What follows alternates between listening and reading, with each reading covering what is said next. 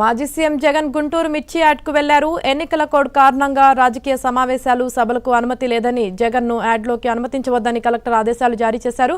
అయినప్పటికీ కూడా జగన్ యాడ్కు వెళ్లారు. ఇక దీనికి సంబంధించి పూర్తి సమాచారం మా ప్రతినిధి సాంబశివరావు అందిస్తారు. సాంబశివరావు, చెప్పండి, ఈసీ ఆదేశాలు లెక్క చేయకుండా జగన్ పర్యటన చేయడాన్ని అసలు ఎలా చూడాలంటారు?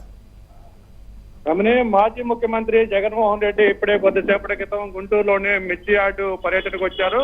గుంటూరు మిర్చి యార్డులో ధరలు సరే గిట్టుబాటు ధరలు లేక రైతులు ఇబ్బందులు పడుతున్నారనే కారణం పెట్టుకొని ఈ రోజు మిర్చి యార్డులో జగన్మోహన్ రెడ్డి పర్యటన పెట్టుకున్నారు. అయితే గుంటూరు కృష్ణా జిల్లాల ఎమ్మెల్సీ ఎన్నికల కోడ్ అమల్లో ఉన్న నేపథ్యంలో ఎలాంటి రాజకీయ కార్యకలాపాలకు మిర్చి యార్డులో అవకాశం లేదు, అనుమతి లేదంటూ కూడా ఇప్పటికే మిర్చి యార్డు అధికారులు కానీ ఎన్నికల అధికారులు కానీ స్పష్టం చేయడం జరిగింది. మరోవైపు నిన్న సాయంత్రం జగన్మోహన్ రెడ్డి తాడేపల్లి కార్యాలయం నుంచి కూడా రాష్ట్ర ఎన్నికల కమిషనర్ కూడా అనుమతి లేక కోరితే వాళ్ళు అనుమతి లేదంటూ అనుమతి రద్దు చేశారు. గుంటూరు మిర్చి యార్డులో ఎలాంటి పర్యటనకు కూడా అనుమతి ఇవ్వమంటూ కూడా స్పష్టం చేయడం జరిగింది.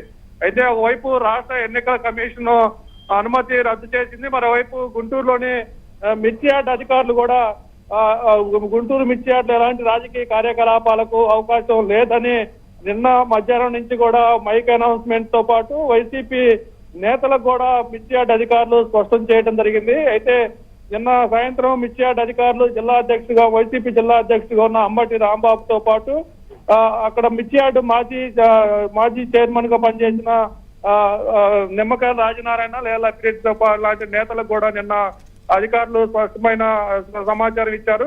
జగన్మోహన్ రెడ్డి పర్యటనకు అనుమతి లేదని చెప్పినప్పుడు కూడా జగన్మోహన్ రెడ్డి మంది మార్పులతో వైసీపీ నేతలతో మిర్చి యార్డులోకి వచ్చి ప్రస్తుతం రైతులను పరామర్శించి అక్కడ రైతులు గిట్టుబాటు ధరల గురించి కూడా కనుక్కున్న పరిస్థితి అయితే ఉంది. అయితే అధికార యంత్రాంగం ఇప్పటికే జగన్మోహన్ రెడ్డి పర్యటనకు అనుమతి లేదని చెప్పారు. ఒకవేళ అనుమతుల వల్ల